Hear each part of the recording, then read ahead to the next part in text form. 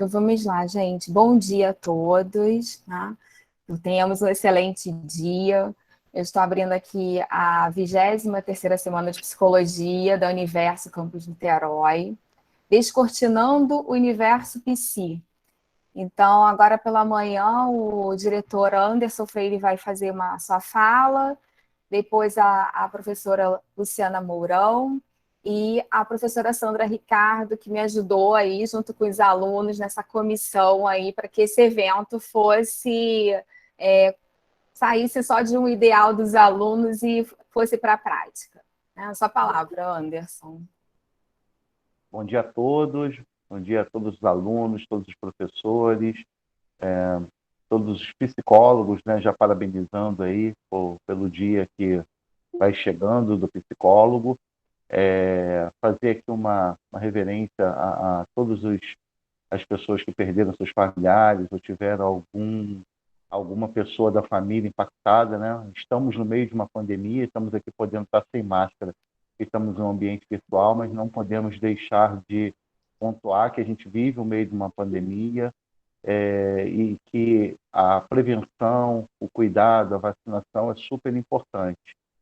Gostaríamos de estar fazendo esse evento aqui, naquele nosso auditório lotado, né, com bastantes afetividades, né, com calor humano, mas também não podemos esperar que todas as condições estejam prontas para para darmos continuidade na educação. A educação não pode parar. A educação é a mola propulsora do desenvolvimento de qualquer nação.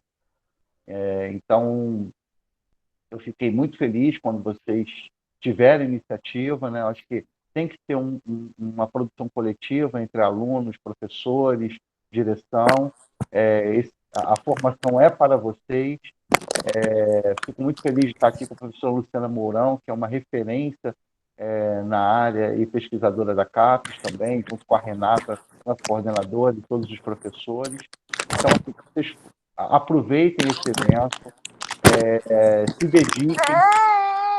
A área da psicologia foi uma área que... Vamos começar a treinar aqui, isso é normal, estamos no evento ao vivo, e acontece mesmo, e estamos com todos os participantes. E a psicologia, ela teve um papel fundamental nesse momento que a gente está vivendo, né? Um momento que ninguém esperava, que ninguém previa, que há muitos anos, e eu acho que as nossas gerações não passaram por cerceamento de liberdade, né? Porque se a gente parar para resumir, a pandemia foi um cerceamento de liberdade, e a gente há muitos anos já vivia numa sociedade democrática aberta, e uma doença, né, uma pandemia trouxe aí essas restrições dos nossos direitos de ir e vir, dos nossos direitos de se colocar. Então foi algo muito novo, algo que emocionalmente não estávamos preparados, algo que a gente não sabia como lidar, e a psicologia vem nos ajudando muito. O papel do psicólogo tem sido importantíssimo, mais do que nunca se solidificou, e se reafirmou qual é o papel do psicólogo na sociedade, né? Porque muitas vezes se tem uma visão muito restrita e um pouco ainda limitada do que faz o psicólogo, qual é a sua atuação, por que ele tem 5 anos de formação, quais são as competências que ele desenvolve ao longo da sua formação. E eu acho que isso ficou muito claro sobre a grande importância que é o psicólogo na nossa sociedade. Então, vocês que estão aqui, a gente tem alunos desde o segundo até o 10º período. Aproveitem essa oportunidade, interajam, aprofundem os conhecimentos técnicos, porque cada vez mais a gente percebeu outras psiques, né, e falando um pouco da linguagem de vocês, né, que foram identificadas, e consegue hoje se classificar, né, de uma maneira muito mais aprofundada, graças à ciência e graças ao aprofundamento científico. Então, sem muitas delongas, que a estrela do dia hoje são vocês, são os professores. Então, só passei aqui para desejar desejar um sucesso, um abraço para vocês, aproveitem bem o evento e que a gente possa, em breve, estar juntos, né? O campus está aberto, a hora que vocês quiserem podem vir aqui. Estamos como o campus é bem grande, a gente não faz aglomeração, a gente tem aqui os distanciamentos. A Renata também está atendendo presencialmente, né, que a gente hoje está trabalhando nesse modelo híbrido, com atendimento virtual e atendimento presencial. E mais uma vez aqui, mando meu grande abraço aos professores, que foram grandes protagonistas de conseguir se adaptar e entender que a gente precisa sempre estar em evolução e que a educação ela está acima de qualquer doença ou de qualquer desafio que a gente passe. Tá bom, gente? Um bom dia, um grande abraço e bom evento para vocês. Eu não vou ficar com vocês porque a gente tem uma série de compromissos, mas estou acompanhando aqui, vou ficar deixando aqui ouvindo, vocês só não vão me ver aqui na imagem, tá bom? Um grande abraço aí, um bom evento, um abração. Tchau, Obrigada, tchau. tchau.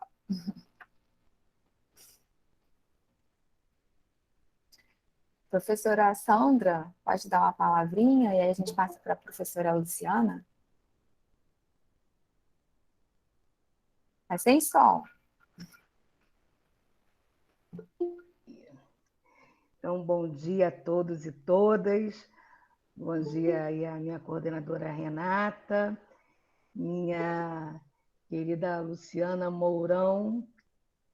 É um prazer estar nesse evento e estou muito feliz dessa comissão do evento ter conseguido, num tempo muito reduzido, pensar palestras tão interessantes, com pessoas tão interessantes e sei que muito ocupadas, participarem, e eu tenho certeza que vocês vão ter muito conhecimento a agregar. Eu agradeço a Renata pela confiança, né, de estar aí junto com a comissão conduzindo esse evento, e agradeço também a professora Luciana por estar conosco nesse momento, com os alunos da pós-graduação e aos alunos e alunas por estarem aqui. E eu tenho certeza que vai ser um evento maravilhoso. Gostaria de agradecer também, um agradecimento até especial à comissão do evento, da organização, à Matfa. Eu penso que as pessoas que ficam por trás do evento trabalham muito e merecem ser reconhecidas.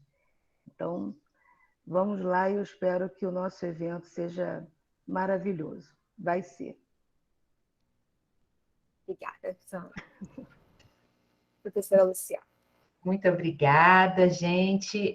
Começar a dizer que assim, é um prazer enorme estar nesse evento aqui, com professoras tão queridas. Estou vendo aí a professora Adenila também, com a câmera ligada, né? Professora Sandra, professora Thalita, algumas que já foram, algumas que ainda são, professora Renata, nossa coordenadora também, minha professora, né? Então é um prazer enorme a gente estar aqui, e com algumas pessoas que vieram falar, compartilhar com a gente, né, a sua experiência, trazer aqui também como foi esse processo de pesquisa. Na manhã de hoje, nós vamos falar sobre pesquisas na área de psicologia, né? Então, vamos fazer essa interface entre a graduação e a pós-graduação. E a pós-graduação, ela existe em função da graduação, é para isso que a gente tem pós-graduação. A gente tem pós-graduação para que a gente possa formar professores para a graduação e para que a gente possa ter pesquisas que vão alimentar, né, as nossas aulas na graduação, os nossos profissionais lá na ponta. Em última instância, é para isso, né? Então, aquelas pesquisas que a gente faz na pós-graduação e que depois vão virar artigos, vão virar capítulos de livro, que os professores vão recomendar ali na sua literatura e que vai formando gerações. Então, não existe separação entre isso, elas são necessariamente ligadas, né? Essas duas, vamos dizer assim, ou os dois níveis mesmo que a gente tem de curso dentro da Universo. E na Universo, eu não sei se todos os alunos sabem disso, acho que uma boa parte sabe, mas não sei se todos, né?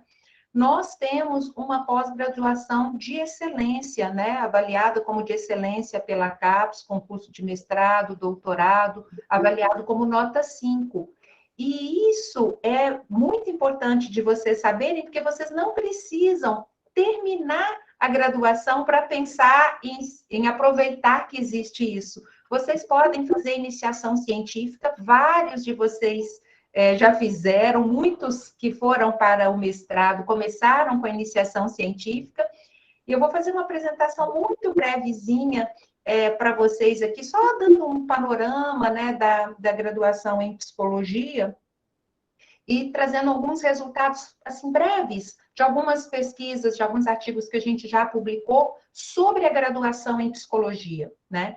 E vamos ver que, entre esses resultados, nós temos que fazer iniciação científica, contribui aí para a aquisição de competências dos alunos, né?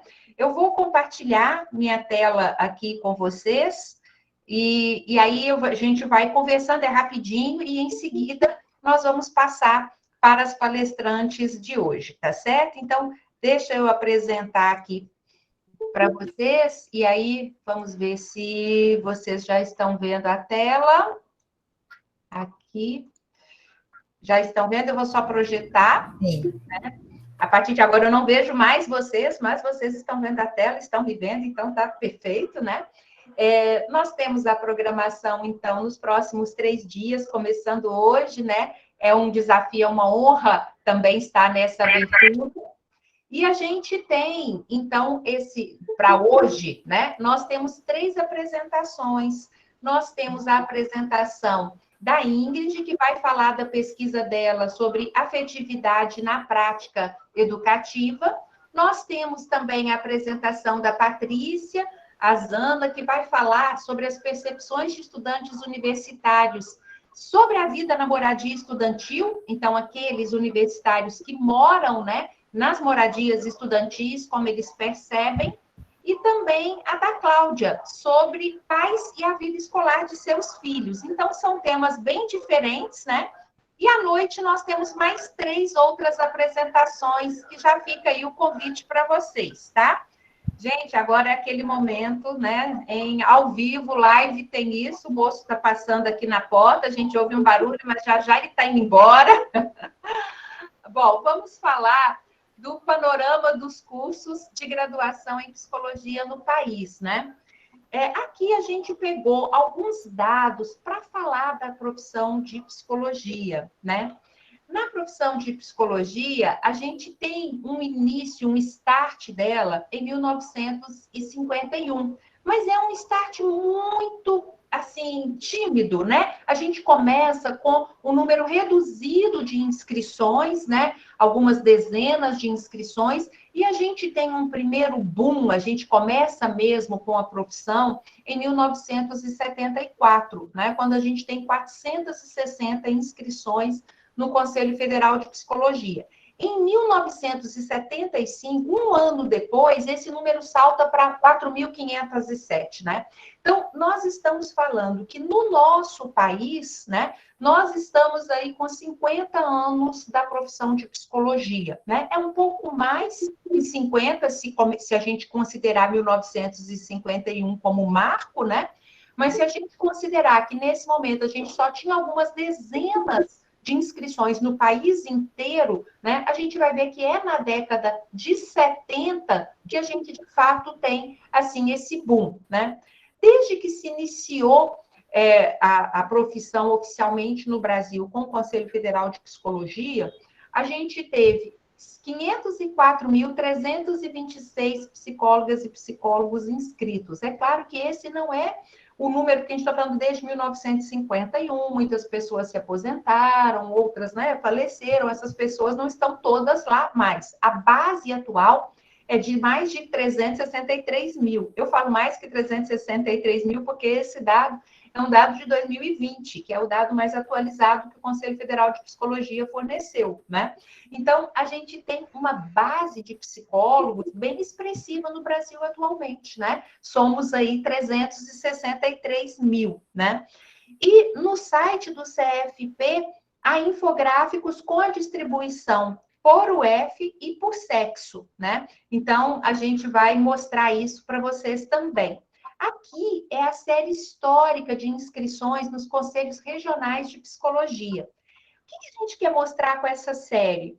Olha, uma profissão que não para de crescer, né? Se a gente olha para esse gráfico, a gente tem alguns picos em alguns momentos aqui isolados, ele tem barrinhas para todos os anos, mas aqui a gente colocou os anos de 2 em 2 para não ficar muito pequeno.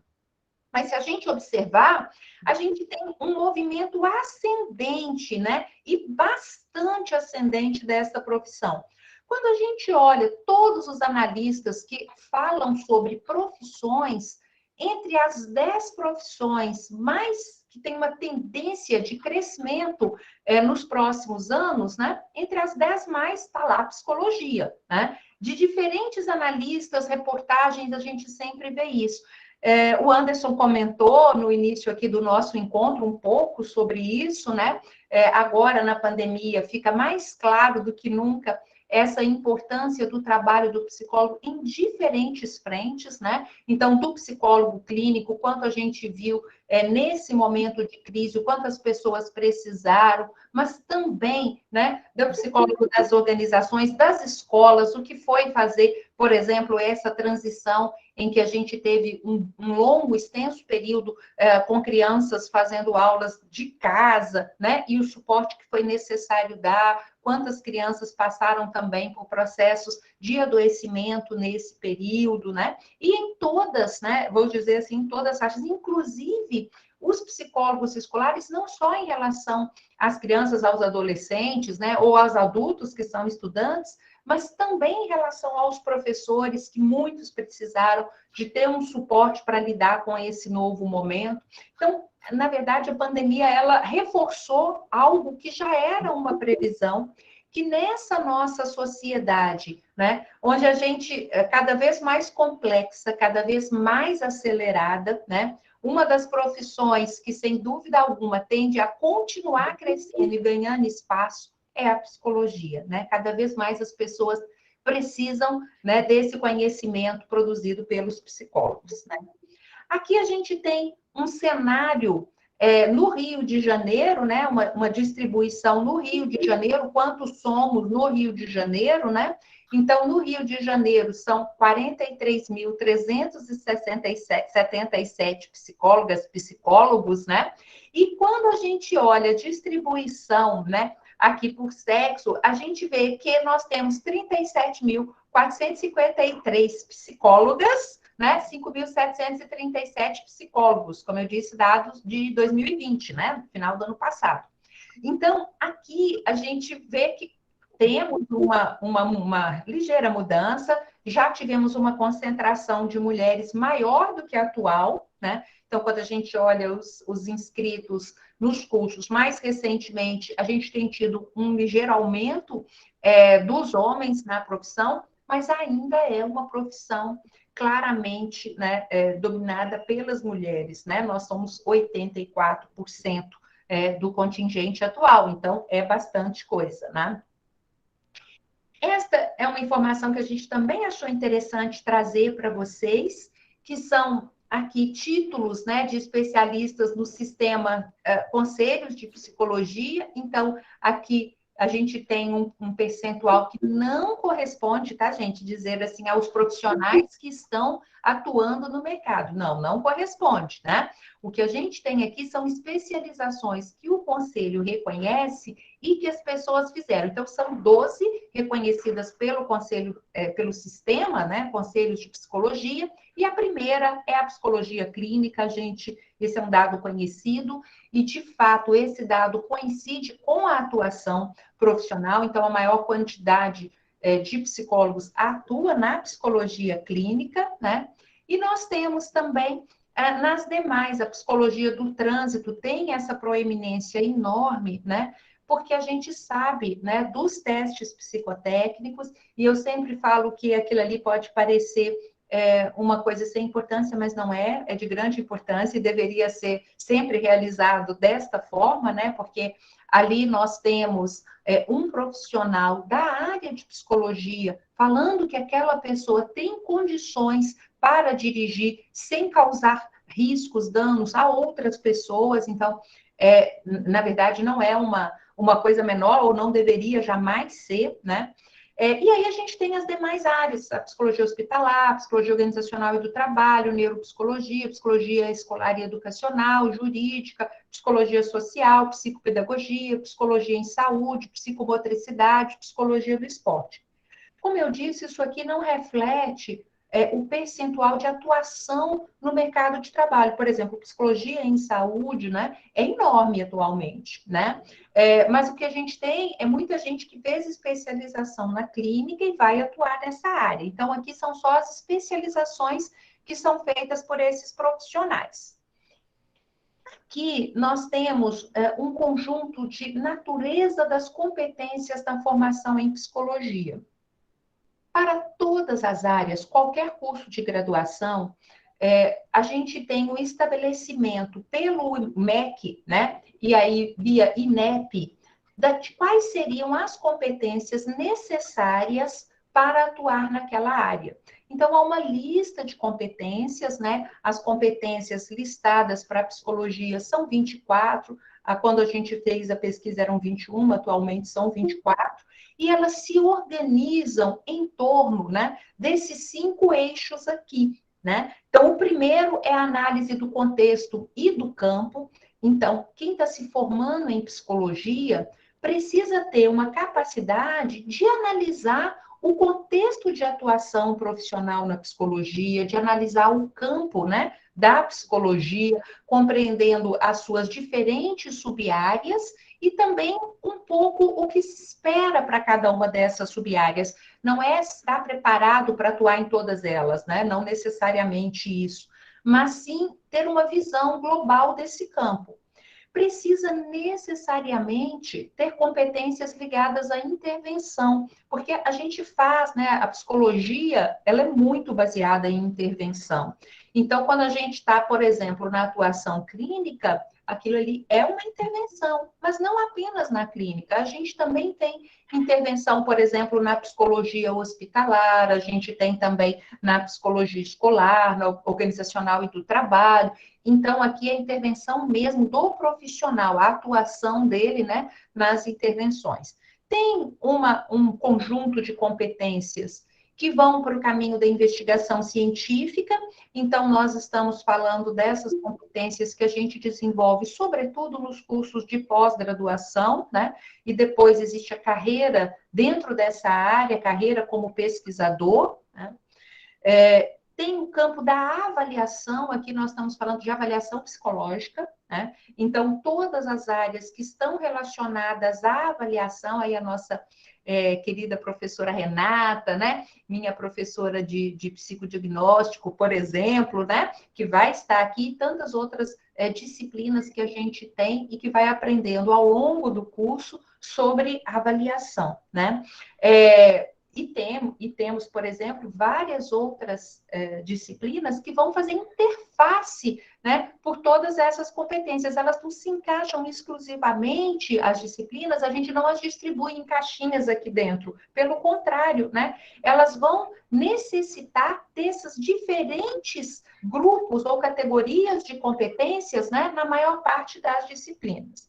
E há também, por último, a competência para atuar em equipes inter e multiprofissionais, né? Então, o psicólogo atuando não apenas ele individualmente, por exemplo, num consultório, mas também atuando junto com outros profissionais, né? Fazendo uma intervenção que é uma intervenção que vai levar em conta o trabalho de profissionais, né? Que estão, então, vou pegar aqui, por exemplo, a última aula que eu fiz da professora Thalita, né?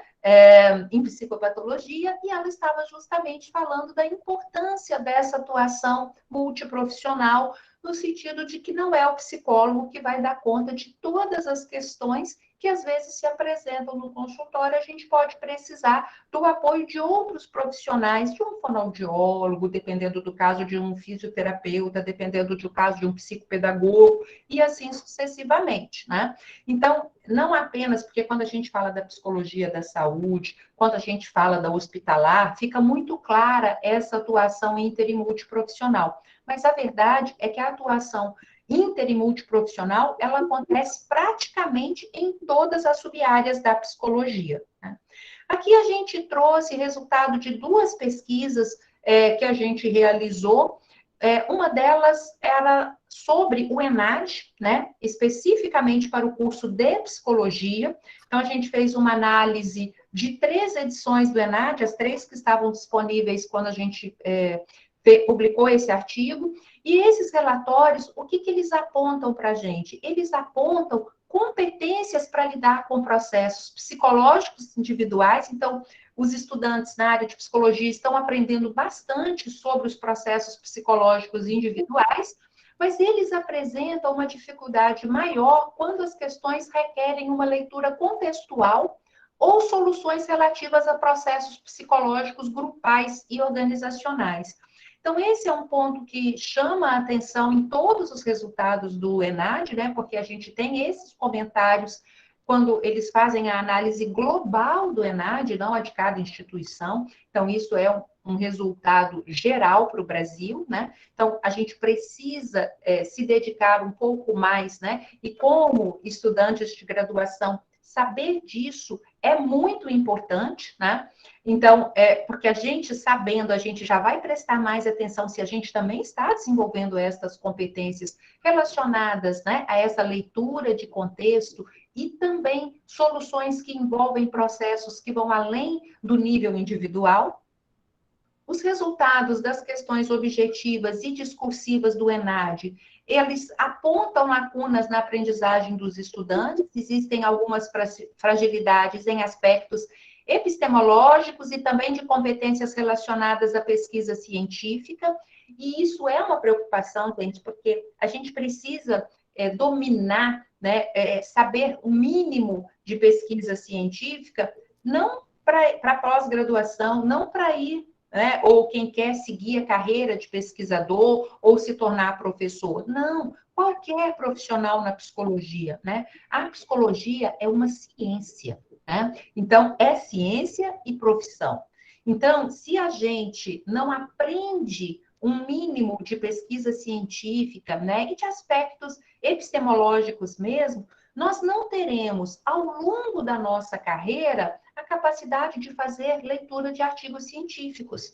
E o que acontece, como é uma ciência, né, é que a gente vai tendo evoluções na nossa área. Então, quando a gente está, por exemplo, no curso de graduação, né, me lembro muito, por exemplo, da disciplina, né, de neurofarmacologia, por exemplo, em que a gente estava o tempo todo com resultados que diziam assim, o que se sabe até agora sobre, né? E é isso, é o que se sabe até agora sobre aquele determinado assunto, porque essas várias temáticas, elas são vivas, elas continuam sendo pesquisadas. Em algumas áreas, numa intensidade maior, como a neurociência, né?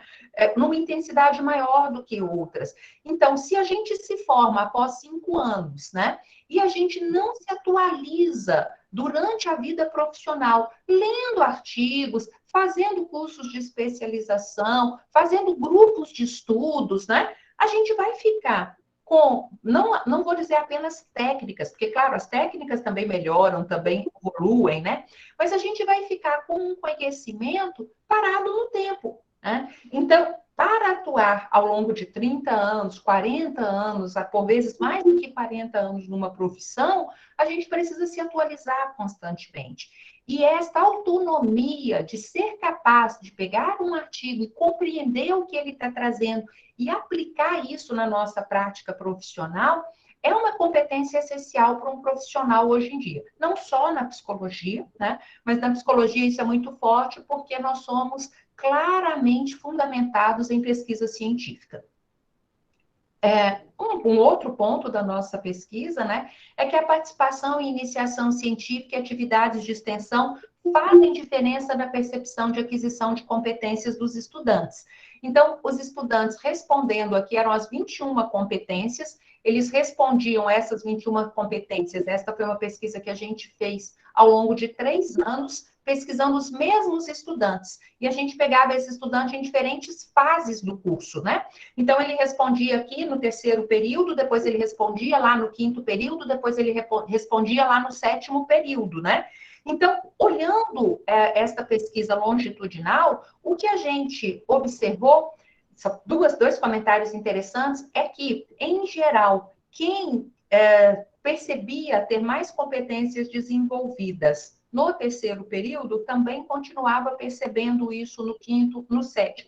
Então, existe aí um componente individual, né? Tem um componente do grupo, que também foi verificado, que, é claro, né? No 5º período, os estudantes percebiam ter mais competências profissionais já desenvolvidas do que no 3º. No 7º período, eles percebiam ter mais competências do que no 5º. Sim, acontecia esse movimento do grupo inteiro. No entanto, aqueles que já na primeira avaliação se percebiam com mais competências, isso se mantinha. Né?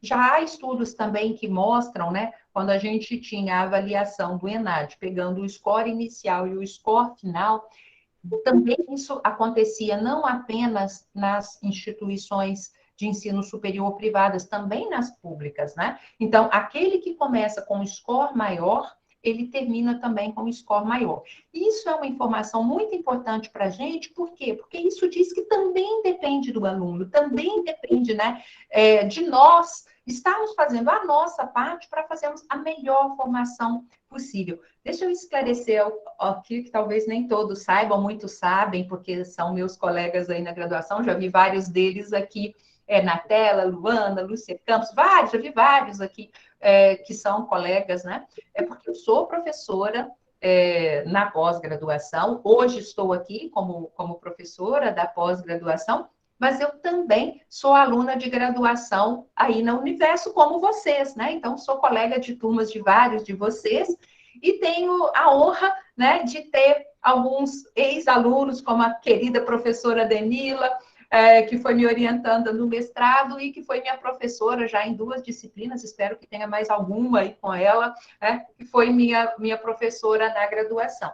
E eu tenho aprendido muito, né, com esses professores. Eu acho muito bacana a academia também permitir essa troca, né, essa troca de papéis. Então, em um momento, a gente está ali ensinando o que a gente sabe, e no outro momento, a gente está ali aprendendo aquilo que os outros sabem muito mais do que a gente, né? Então, é um exercício muito gostoso de se fazer. Então, para explicar, porque às vezes eu falo assim, né, da aula da professora Thalita que eu assisti, por exemplo, né, na quinta-feira passada, ou a aula da professora Renata que eu assisti na quarta-feira, e assim sucessivamente, né? Bom, aqui nós temos uma outra pesquisa que nós realizamos, essa foi publicada em 2020, também sobre a graduação em psicologia, e esta aqui foi uma pesquisa que a gente fez sobre a percepção de egressos. Então, nós realizamos 22 entrevistas, né, com 3 grupos de participantes. Psicólogos em início de carreira, então, para ser início de carreira, tinha que ser os 2 primeiros anos, né? Os que estão no meio de carreira, aí a gente deu um salto para considerar no meio da carreira. A gente considerou o intervalo de 10 anos, quem tinha ali entre 10 e 15 anos, aqui a gente considerava meio de carreira, e final de carreira, quem já tinha lá mais de 25 anos na profissão, né? Então, a gente já considerava final de carreira, embora, claro, essa pessoa possa ficar 45, né? Mas já tem ali um outro nível de maturidade em relação à profissão. E também pesquisamos aqueles que concluíram a graduação em psicologia, mas nunca atuaram na área, né? Então, a nossa ideia, o nosso objetivo aqui era ver como é que eles olhavam para a formação, para o curso de graduação. Então, é muito comum que durante a graduação a gente se faça perguntas, né? Será que eu vou estar pronto, sobretudo quando está terminando o curso, né? Será que eu estou pronto para atuar na área? Será que eu tenho todas as competências necessárias? Como é que vai ser, né? Esta é uma pergunta frequente do aluno de graduação.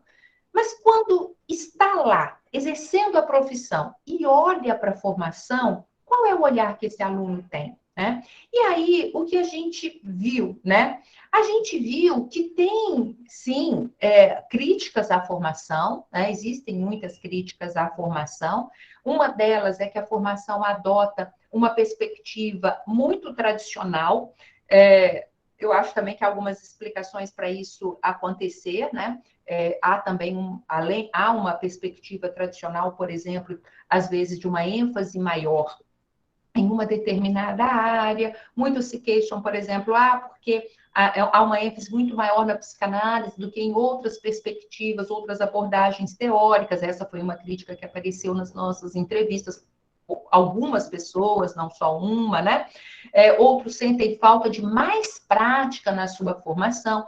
Isso já foi inserido nas últimas reformas curriculares, né? Inclusive a própria grade da Universo é uma grade que já beneficia muito nesse aspecto, e outras instituições de ensino superior também fizeram isso. Aquela definição de, no mínimo, 2 ênfases, né, também já veio como uma resposta a isso. Então, aqui nós não estamos entrevistando pessoas que pegaram os novos currículos, né? Mas nós entrevistamos pessoas que já tinham se formado ou há 2 anos, ou há 10 anos, ou há 25 anos. Então, é uma leitura sobre a formação na área, né? E os egressos, eles também se queixam do não desenvolvimento de competências, ou de um baixo, né? Não vou dizer um não desenvolvimento, mas um baixo desenvolvimento de competências em áreas como saúde pública, psicologia escolar e educacional, psicopatologia e psicologia organizacional. Então, eles sentem, quando vão trabalhar em uma área como essa, que eles não receberam todas as informações que precisavam ao longo do curso. E agora a gente vai ficar aberto para o debate, que não precisa acontecer nesse momento, né? Deixa eu interromper aqui o compartilhamento. Voltar aqui com vocês para o nosso encontro, né? E vamos, então, passar para ouvir as outras pessoas que vão falar com a gente hoje. Renata, você gostaria de falar? Não, acho que assim, Luciana, acho que essa fala foi bem importante, né? Porque dá um panorama, né, para os alunos, né, das áreas de atuação, e até ali a diferença quanto à procura da psicologia ainda é muito na procura sobre a clínica, né? A clínica ainda se destaca muito, enquanto as outras áreas ainda, os alunos até não sabem muito como funciona, né? A área de avaliação, a psicologia jurídica, a psicologia do esporte, né? Que vem crescendo muito e ganhando um grande destaque. Passamos um período de Olimpíadas, então a saúde mental estava em voga. Então, toda a sua fala foi muito importante, tanto para os alunos que já estão finalizando, quanto aqueles que estão chegando, e abrir, né, as possibilidades aí do campo de atuação. Obrigada. Eu que agradeço, Renata. Então, agora nós temos nossas 3 palestrantes do dia, né, gente? Só falando um pouquinho aqui do funcionamento. Nós teremos uma apresentação agora, depois a gente vai ter um intervalinho aí, né? Tem uma programação, essa equipe maravilhosa que organizou o seminário pensou também no descanso de todo mundo, para não ficarmos aqui de 9 a meio-dia, né? Só ouvindo, então temos aí um intervalinho cultural, né? E teremos, em seguida, mais 2 apresentações e, no final, um debate, né? Então, anotem aí o que vocês querem comentar, o que vocês querem perguntar, porque a ideia da gente estar aqui é estar trocando, né? Eu, em sala de aula, eu aprendo um monte com as perguntas que os colegas fazem, né? E, às vezes, um colega faz uma pergunta de algo que a gente nem tinha pensado.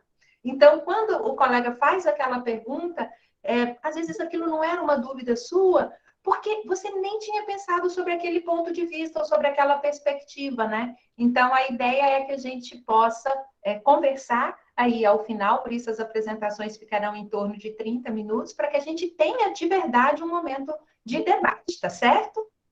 Então, vamos começar, Cláudia, com a apresentação, né? Vou deixar você mesma se apresentar, tá bem, Cláudia? Já fiz essa apresentação inicial falando dos temas de cada um, então vou deixar que você mesmo se apresente, né? E em seguida a gente vai ter o intervalo, vai passar para a Patrícia e para a Índia, e no final todas nós vamos responder as dúvidas, tá bom? Sem som, Cláudia. Isso, legal. Perdão. Bom dia a todos e a todas. Eu vou partilhar os slides, né, no sentido de partilhar a apresentação, tá?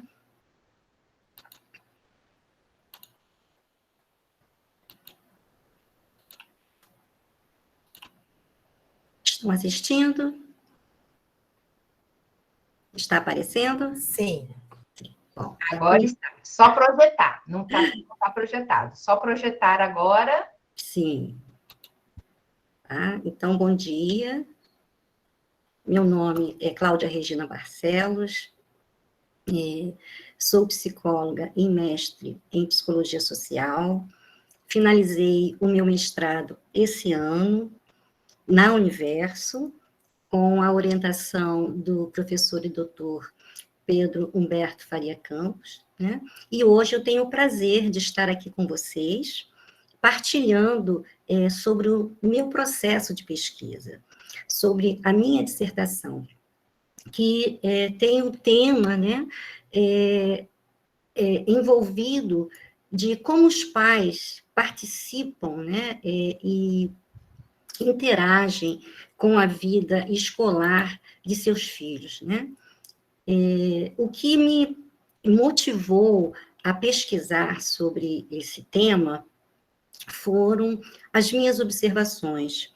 Sou psicóloga clínica, atuo com crianças e adolescentes, e é muito comum, né, quando os pais levam seus filhos a um processo terapêutico, as queixas são muito similares, né? Tipo, o meu filho não tem motivação para estudar, o meu filho não se interessa, o meu filho não interage na escola, enfim.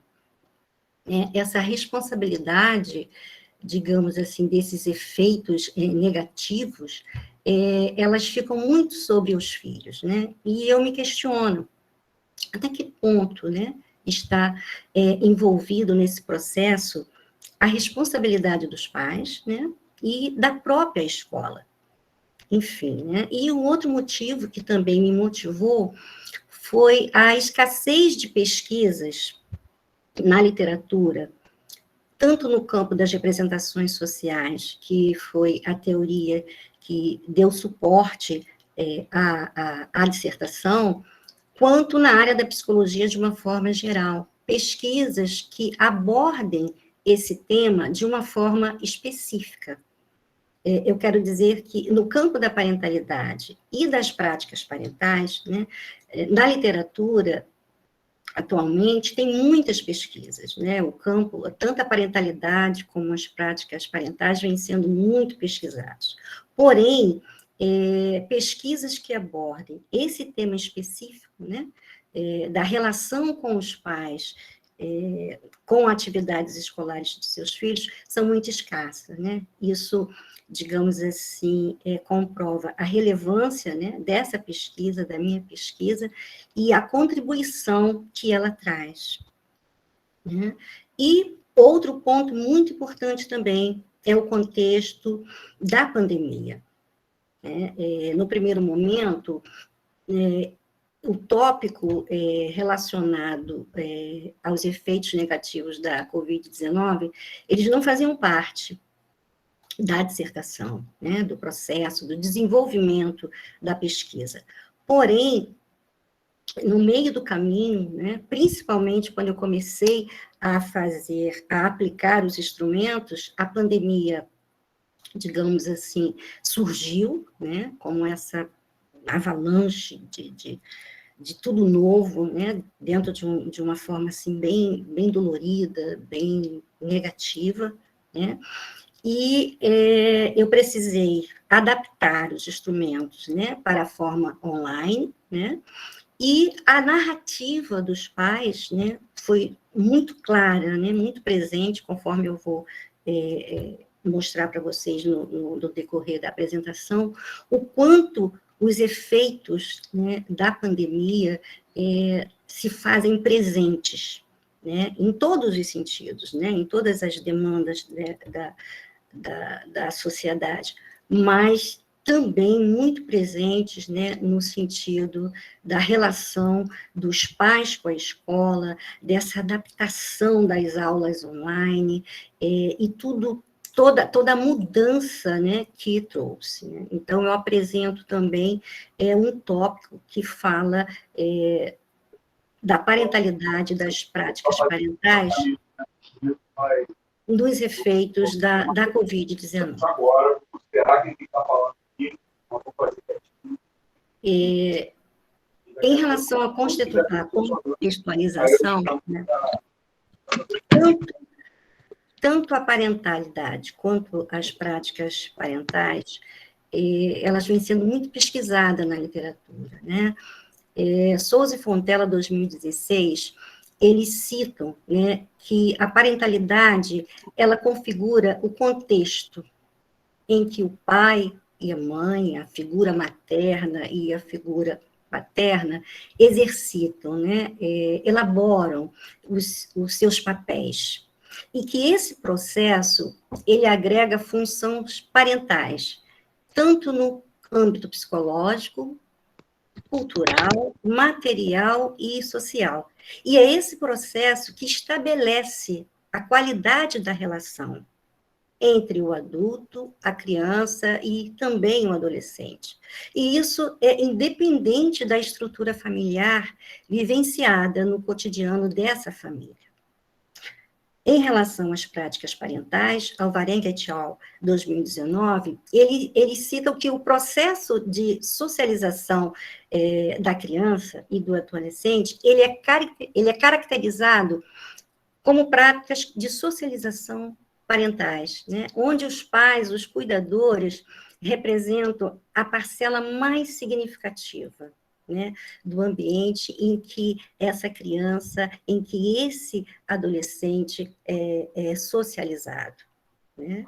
E em relação à Covid-19, né, Senhoras 2020, Carvalho et al., relatam, né, que os efeitos da Covid têm gerado muitos sintomas negativos, né, na área de várias atividades humanas, e que os mais frequentes, né, são os sintomas psicológicos, motivados pelo estresse, pela depressão e pela ansiedade, né? Então, isso mostra, né,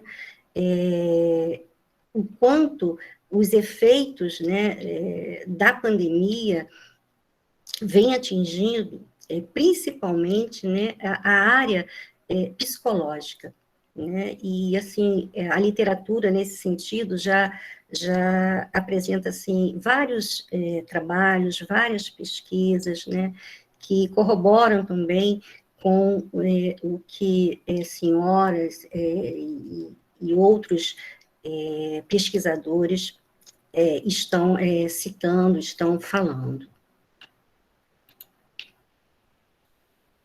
Bom, em relação às representações sociais, né, que foi a teoria que deu embasamento teórico à pesquisa.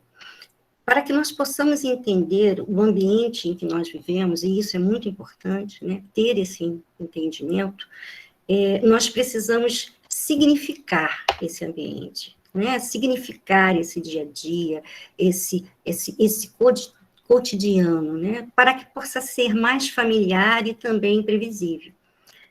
é nesse contexto que a teoria das representações sociais podem ser definidas como sistemas de opiniões, conhecimentos e crenças, né, que fazem parte a um grupo ou a uma categoria social, que se relacionam com o objeto de estudo, né? Isso segundo a Ratot 2012.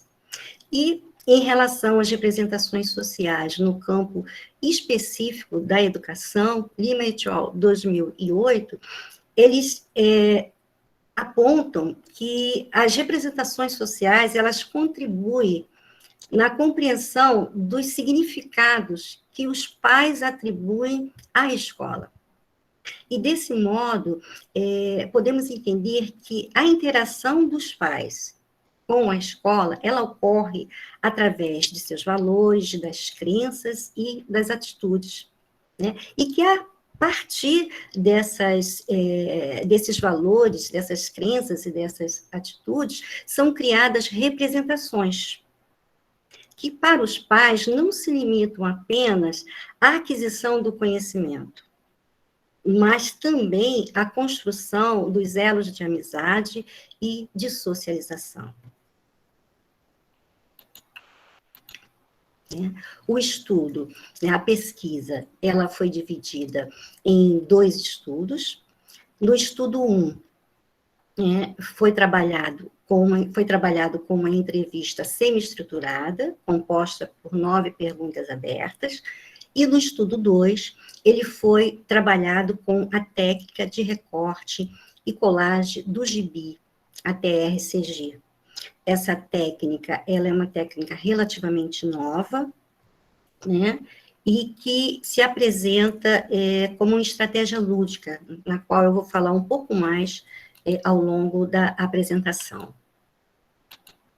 Agora eu vou falar um pouco sobre a entrevista semi-estruturada, que se caracteriza como uma técnica de pesquisa que facilita a comunicação entre o entrevistado e o entrevistador. Através das perguntas, né, ela proporciona uma flexibilização, né, na condução do processo da pesquisa, onde entrevistado e entrevistador conseguem estabelecer, né, uma relação mais leve, uma relação mais flexível, né, para que o entrevistado, na hora do entrevistado, responder, né, as perguntas. Agora eu trago o resultado, né, da entrevista semi-estruturada, né, que foi analisada a partir de uma análise tipo temática, né, e os resultados apresentaram que para a totalidade dos responsáveis que participaram, né, eu trabalhei com um número de 20 pais, tá? A amostra ela foi composta por um número de 20 pais, com alunos matriculados em escolas do Rio de Janeiro e de Niterói, na faixa etária de 9 e 16 anos. Tá? Então, na totalidade desses responsáveis, independente das experiências negativas que eles possam ter vivenciados, né, com seus filhos no âmbito escolar, a escola para esses pais, ela representa um espaço importante na vida dos filhos. Tanto pelo conjunto de aprendizagens que a escola oferece, como também como sendo a promotora dos elos de amizade e de socialização. Os pais, eles enfatizam, né, a importância daquilo que a escola oferece nos momentos de lazer, né, nos momentos de partilha, nas festas, nas comemorações, nos jogos, né, eles trazem muito esses momentos como momentos, assim, importantes na vida dos filhos, né, que facilitam essa questão da socialização. E também, segundo a narrativa desses pais, né, um dos aspectos negativos, né, aí nós entramos um pouco nas aulas online, na questão da pandemia, né, eles trazem como negativo, tanto para os pais quanto para os filhos, justamente essa ausência, né, desse contato pessoal, né, dessa interação, dessa socialização. Né? Eles narram muito que os filhos sentem a falta desse contato, que as aulas online, elas suprem, digamos assim, a questão da aquisição do conhecimento. Né? Mas mesmo estando numa live, mesmo estando os filhos e eles também sentem falta, né, desse espaço onde eles confiam e partilham, digamos assim, seus filhos. Agora eu vou apresentar para vocês a técnica do gibi. Tá? Essa é a capa do almanaque que eu utilizei na aplicação do instrumento. E a técnica do gibi, ela se apresenta como uma ferramenta, como uma estratégia lúdica, né? E ela tem como objetivo captar as vivências sobre os fenômenos específicos, né? Sobre os fenômenos que ocorrem na sociedade, representados através de quadrinhos, de revistas, né? Das tirinhas de revistas com o uso do gibi. E essa projeção da imagem, ela facilita ao entrevistado ter contato com a sua afetividade, com a leitura e com o processo de reflexão. Ela pode ser aplicada em espaços coletivos ou individuais, facilitando a integração e a expressão da subjetividade. Agora eu vou falar um pouco sobre como ocorreu, né, como ocorre a aplicação da técnica. Como eu citei anteriormente, devido à pandemia, esse instrumento também houve a necessidade dele ser, digamos assim, adaptado para online. Né? E a forma como como essa adaptação transcorreu, foi da seguinte maneira. O gibi, né, o exemplar do almanaque, ele foi compartilhado virtualmente com o participante, tá? E foi marcado um dia e hora para que a aplicação fosse feita, e foi utilizado 3 questões norteadoras, no caso, 3 questões norteadoras relacionadas ao tema da pesquisa. Eu trago aqui a questão número 1, e vou trazer também a questão 2 e 3, apresentando os resultados, né, para que vocês possam ter um entendimento maior. Na questão número 1, eu solicitei aos participantes que escolhesse uma ou mais figuras, tanto da capa como de todo o corpo do gibi, que eles pudessem projetar a sua participação nas atividades escolares de seus filhos. E o resultado, agora eu vou trazer o resultado das questões. O resultado da questão 1, em relação à participação dos pais nas atividades escolares, ele ficou dividido em 2 grupos de pais. Né? Pais que participam de uma forma presente, né, de uma forma, digamos assim, lado a lado, buscando estratégias de conhecimento, né, imbuídos, né, com amor, com satisfação e com carinho. E o outro grupo de pais que priorizam, né, e incentivam a autonomia e a independência dos filhos. Eles participam, mas sem se envolverem efetivamente.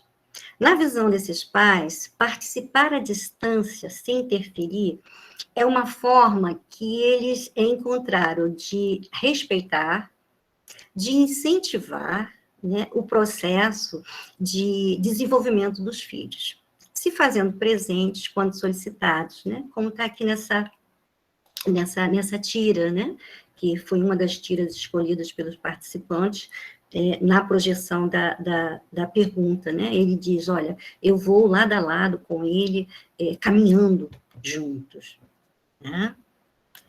No resultado da questão 2,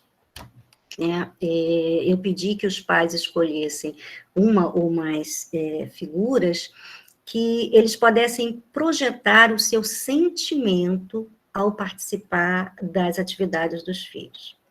E corroborando com a questão 1, né, os sentimentos de satisfação, tranquilidade, alegria e amor foram também mencionados pelos pais como forma de acolhimento, né, alternando entre pais que participam à distância, como eu já citei, e pais que participam de uma forma presencial. Entretanto, foi observado que, apesar da similaridade das respostas entre as duas questões, isto é, a participação e o sentimento, ao falar sobre os sentimentos, os pais se expressaram de uma forma mais ampla, mais aberta, né? E aí mencionaram os sentimentos envolvidos, né, no medo, na pressão, e no cansaço. E aí nós entramos de novo no âmbito desse momento pandêmico, né? As respostas, elas foram esse medo, esse cansaço e essa pressão, como está aqui nessa gravura, né? Em que o participante diz, olha, esse medo, né? Esse desespero não é dos meus filhos. Eu não escolhi a figura relacionando ao medo dos meus filhos, e sim ao medo que eu sinto, né? Ao medo que muitas vezes me gera esse cansaço, né? Devido à pressão desse novo momento. Na fala, digamos assim, de alguns pais, eles citam o seguinte, é como se a sala de aula tivesse saído da escola, né, e tivesse invadido a sala da minha casa, né? E nesse momento eu me vejo tonta, né?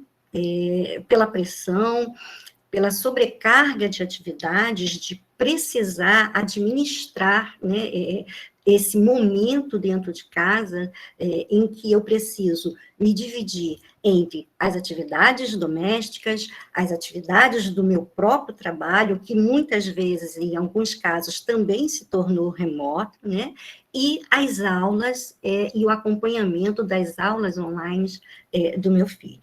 Então, tudo isso junto, para alguns pais, essa ressignificação, né, desse momento, traz esse sentimento, digamos assim, de medo, de pressão e de cansaço. E no resultado da questão 3, né, para os pais, supõe-se, né, que as vivências negativas são bem mais marcantes para eles, né? Foi observado que um grupo relata vivências associadas ao racismo e ao bullying. Fato que corrobora com outro grupo que também mencionam vivências negativas relacionadas com brigas, né, dos filhos na escola, com críticas e com rejeições por parte dos colegas. Também foi sinalizado por esses pais como negativo, isso foi muito enfatizado, tá? A ausência de atitude por parte da escola, tanto em relação ao professor em sala de aula, como também em relação à direção da escola, no sentido de resolver essas situações de conflitos. Na visão desses pais, essas vivências remetem aos filhos o sentimento de frustração, de medo, de tristeza, e que muitas vezes tais sentimentos, né, tiram a motivação do filho, né, de estudar, de ir para a escola, enfim. Então, nós podemos pensar que as vivências afetivas, né, que ficam marcadas na memória, refere-se desses pais, elas estão relacionadas, elas se referem a questões de relacionamento, e que, na maior parte das vezes, isso acontece, isso se dá no âmbito escolar com os próprios colegas. e que, em grande parte, estão associadas a preconceitos sociais, como nós, né, citamos, né, o racismo, o bullying, a preconceitos, a conflitos sociais que se fazem presentes na sociedade, tá?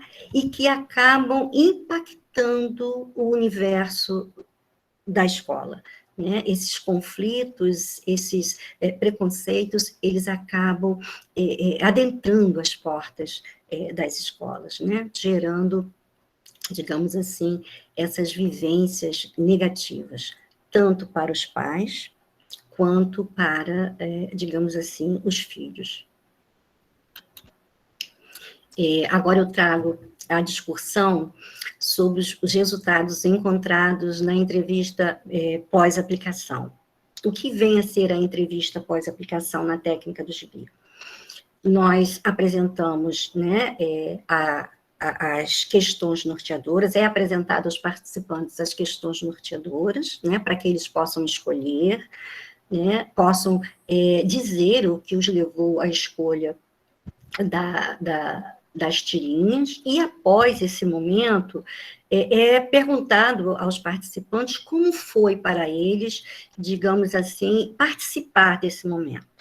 Qual foi a pergunta norteadora que eles apresentaram mais dificuldade? Qual foi a que foi mais fácil? Enfim, é um momento em que se torna mais aberta a fala desse participante. E, de um modo geral, foi observado que os participantes não mencionaram apenas as vivências relacionadas aos filhos e ao contexto educacional dos filhos, né? Mas eles também tiveram a oportunidade de relembrarem a sua própria trajetória, do seu processo educacional e de como seus pais participaram do seu processo, né? Quer dizer, um momento, assim, muito reflexivo para os participantes, né? E, a nível individual, alguns expressaram dificuldades em fazer a projeção da figura com a questão norteadora, né? E eu trago aqui uma fala de um participante em que ele diz: o adulto perde a concepção de uma resposta através de uma imagem. Por outro lado, um outro grupo de pais citam que a participação, a vivência da técnica, né, abriram a possibilidade de diversas reflexões, né, como eu citei agora há pouco, de refletirem sobre a sua própria história, sobre o seu próprio contexto educacional, e possibilitou também um contato com as funções, né, com os papéis, né, paternos e maternos, né. Esse também foi um momento muito rico da aplicação desse instrumento, porque eu tive a oportunidade de vivenciar com alguns pais momentos tipo, eu poderia fazer diferente, né, Cláudia? Eu sou muito rígida, ao participar, ao responder algumas perguntas, eu percebo que eu posso me tornar mais flexível com meu filho, né? E foram momentos de forte emoção, com choro, enfim, momentos muito ricos, né? E também foi observado o quanto os pais se esforçam e valorizam, né, a parte educacional dos filhos, né? E eles criam um paralelo, né, com a sua própria história, onde alguns citam que não tiveram a oportunidade de ter uma boa formação educacional, e que, a partir daí, para os filhos, com os filhos, eles se esforçam, eles fazem o possível para que os filhos possam, digamos assim, ter, a nível de educação, uma história diferente, uma história mais positiva, uma história mais construtiva, uma história mais feliz. Tá? E nas considerações finais, né, em termos de representações sociais, as hipóteses que foram levantadas, né, elas podem ser consolidadas ou não por estudos posteriores. A ideia é essa, né? que estudos, que pesquisas, né, posteriores possam, digamos assim, aprofundar esse tema, né, darem uma sequência no sentido de tornar mais, digamos assim, mais acessível, né, à sociedade a forma como esse tema é abordado e a maneira como os pais podem participar de uma forma mais efetiva da vida educacional dos filhos.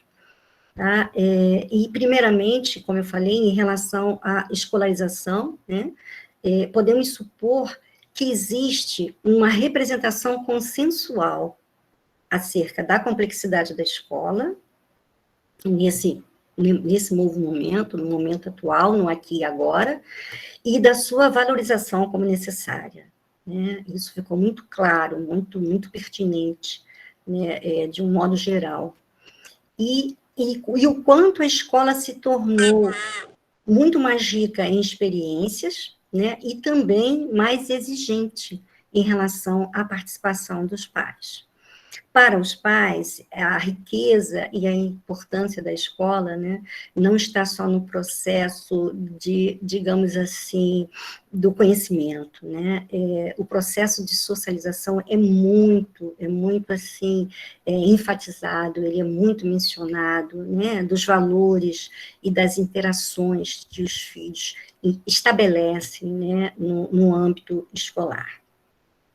E em relação à escola em tempos de pandemia, né, que também foi muito presente, foi muito enfatizado pelos pais, como eu já citei em alguns momentos aqui, né, há um grupo majoritário, né, que afirma que a pandemia, ela intensificou problemas, ela criou desafios, né, ela exigiu ações imediatas, né, no sentido de ressignificar toda uma administração, né, do cotidiano das famílias, né, uma administração que já existia, tipo, antes da pandemia, eu pegava meu filho, né, levava no horário da escola, ou ele ia na condução, digamos assim, escolar, e o momento, né, as horas em que ele estava na escola, em que eu sabia que ele estava seguro, enfim, amparado, acolhido, eu desenvolvia as minhas outras tarefas, né, seja no âmbito doméstico, seja na atividade profissional, enfim. Então, eu tinha tempo para administrar essas tarefas, né. Hoje, com a pandemia, não. Né? Foi preciso ressignificar essa administração, e isso ocorreu de uma forma, assim, para ontem, né? Porque não foi algo esperado, não foi algo, digamos assim, planejado, né? A pandemia veio, ela sacudiu, ela trouxe todo esse medo, toda essa agonia, toda essa dor, né, das pessoas estarem convivendo com esse momento e ter que ressignificar. Né? Eu penso que essa é a palavra-chave. Eu penso que todas as pessoas, de uma forma ou de outra, elas precisaram ressignificar a própria vida, a própria dinâmica, digamos assim, do seu dia a dia, né? E ter que conviver também, digamos, com todo esse processo muito dolorido para todos nós, né? Mas, né, apesar, né, de todas essas mudanças, apesar desse momento, digamos assim, de conflitos e de dor, né, os pais citam, né, que apesar do cansaço, apesar do estresse, apesar do medo, né, eles estão conseguindo encontrar soluções. Né, estão conseguindo, digamos assim, administrar, né, esse momento pandêmico e conciliar com as suas atividades, né, que está presente também as atividades escolares dos filhos. Bom, agora eu vou fechar, né, eu vou encerrar a minha apresentação falando da contribuição, né, digamos assim, que não só a minha pesquisa, né, mas que as outras pesquisas vêm, digamos assim, contribuindo no campo, na área, no âmbito da psicologia, tá? No sentido de sermos, digamos assim, facilitadores, né? Contribuindo para esse momento tão difícil, como eu já citei, que é esse momento pandêmico, né? E essa contribuição, né, ela se estende, né, na nossa área, na área da psicologia, ela é muito importante. Como eu citei no início da apresentação, a literatura, ela mostra que os sintomas, digamos assim, mais pertinentes e que mais estão se apresentando no sentido de os sintomas negativos da pandemia, são sintomas psicológicos, né? Isso enfatiza, isso afirma, né, sintomas psicológicos como o estresse, o processo de tristeza que pode se tornar numa depressão, principalmente a ansiedade, né, que está presente aí de várias formas, de várias maneiras, em todos os aspectos, né. Então, isso comprova o quanto a nossa participação como psicólogos, como mais um profissional da área da saúde, é importante nesse momento, né? E eu trago essa contribuição no sentido de motivar, né, digamos assim, a vocês, né, que estão na graduação, né, para que vocês possam, assim, ser resilientes, né, para que vocês possam, digamos assim, vencer os obstáculos, né, que sempre surgem ao longo da graduação de vocês, e acreditarem, né, da importância, né, da psicologia como ciência, da importância do papel que vocês vão, digamos assim, que já estão desenvolvendo, né, mesmo como graduandos, né, da importância de serem esses facilitadores e multiplicadores, né, para uma, digamos assim, para uma sociedade a nível de comportamento, a nível da saúde mental, para uma sociedade mais sadia, mais construtiva, né, e enfatizando mais uma vez esse momento da pandemia, a pandemia, ela vai passar, né, nós sabemos que vai, né, nós somos sobreviventes, né, enfim, e esperamos continuar sendo, desejamos, né, mas ao término da pandemia, as sequelas vão continuar. Claudinha, Oi. Desculpe, querida, eu fiz um aviso no chat, mas você está apresentando, então você não consegue ver o chat. É que o nosso tempo já extrapolou algum tempinho, Tá. e como nós temos mais 2 apresentações e a gente quer ter um momento para o debate, né? Tá. Mas eu te parabenizo pela excelente apresentação. Muito obrigada. É um tema super importante. Aqui no chat apareceram alguns depoimentos de pessoas falando que viveram isso, que passaram por isso, né? Uhum. Também teve uma pessoa que pediu para você repetir a idade das crianças e o número de pessoas entrevistadas, né? Uhum.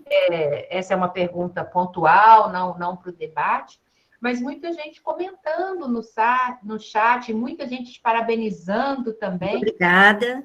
E muita gente comentando mesmo a importância disso, sobretudo aí para a infância, né? Nesse momento da pandemia, viu? Obrigada, eu agradeço. E nós vamos ter agora, gente, uma apresentação. A professora Thalita ligou o vídeo, né?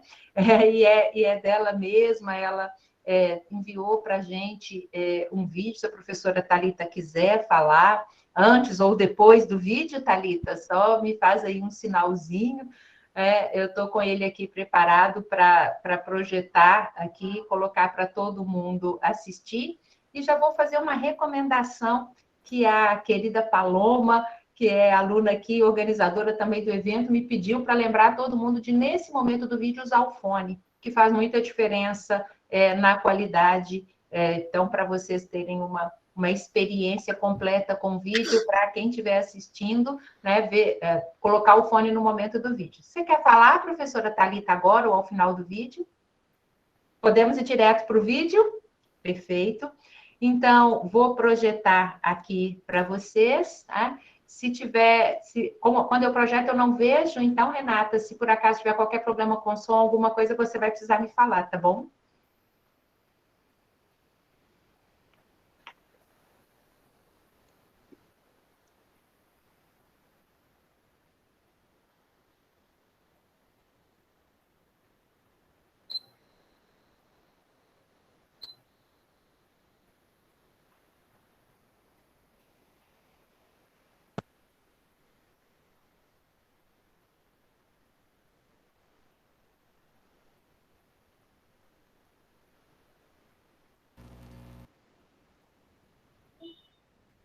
Não tem som não, Luciana. Não?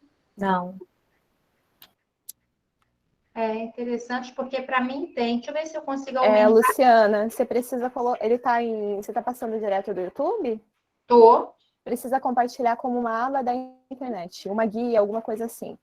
Eu compartilhei como uma janela, mas deixa Não eu compartilhar pode. de novo, Janela né? não Para a apresentação. Parei.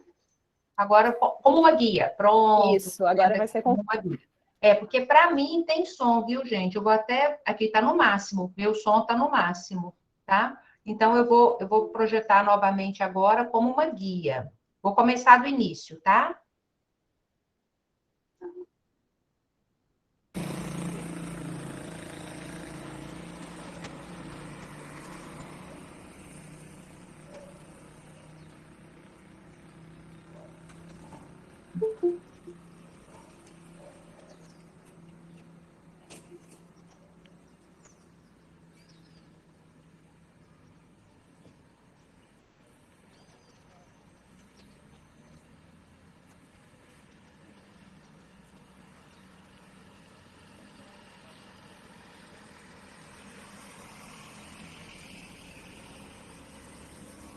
A rua é casa.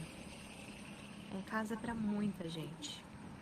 E quando a rua é casa, ela é tipo lugar para se estar, para descansar. Mas para muita gente, a rua é pressa, corre-corre, lugar de correr. A rua como transitoriedade, ela é um espaço de circular. Aqui tem uma pausa no meio da cidade. No final das contas, a rua é transição. É o lugar que a gente está entre sair e chegar.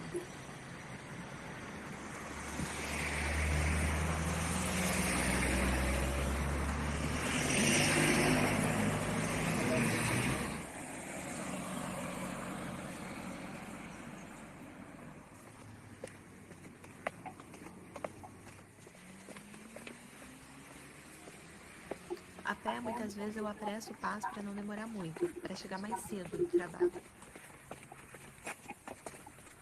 Em cidade grande, as pessoas precisam ser ainda mais rápidas, porque todo mundo acorda cedo e se bobear um pouco, chega em casa já perto da hora de acordar para sair de novo. Aqui dá para andar mais lento. Eu que me paro mais demoradamente, eu que vejo alguns carros, eu quero sair logo daqui.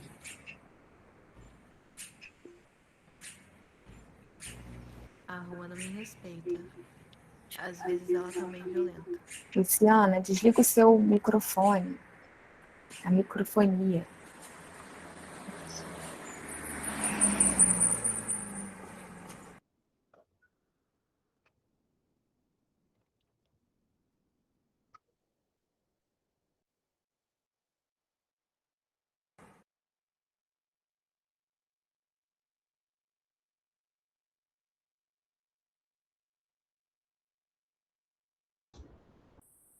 Vocês conseguiram ouvir, gente?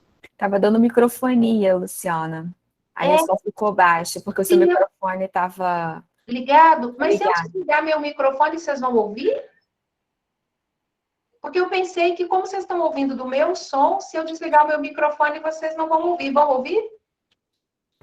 Vamos, a gente ouve, Lu. Ah, então tá. Então, querem que eu passe de novo?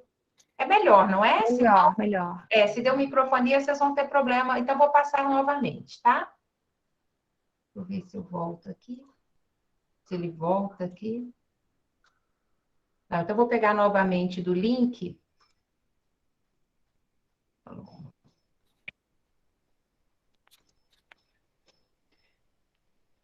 Só que agora eu vou compartilhar outra tela. Não precisa, é só você clicar ali onde tem a setinha com uma voltinha, tá vendo ali embaixo?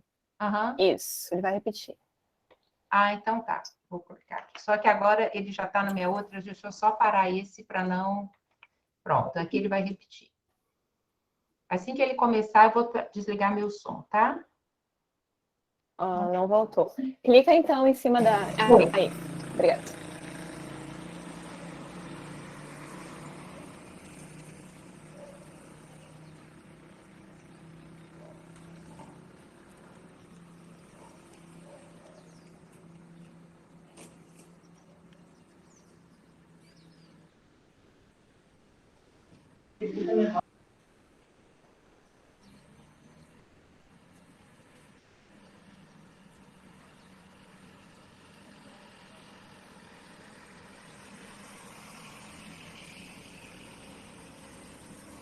A rua é casa.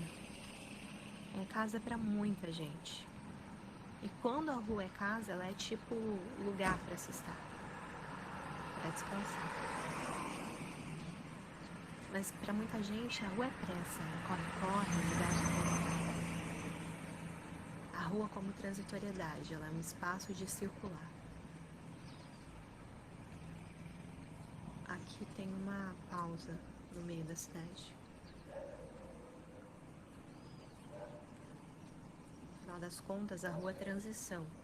É o lugar que a gente está entre sair e chegar.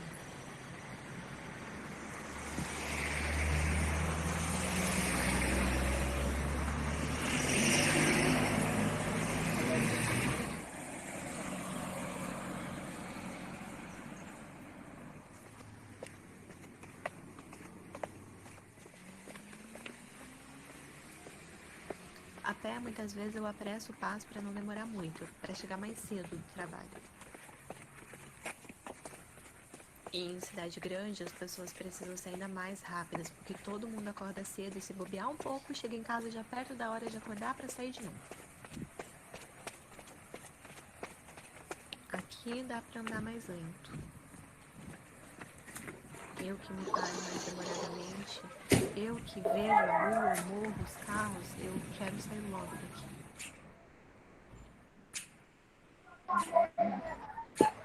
A rua não me respeita. Às vezes ela também é violenta.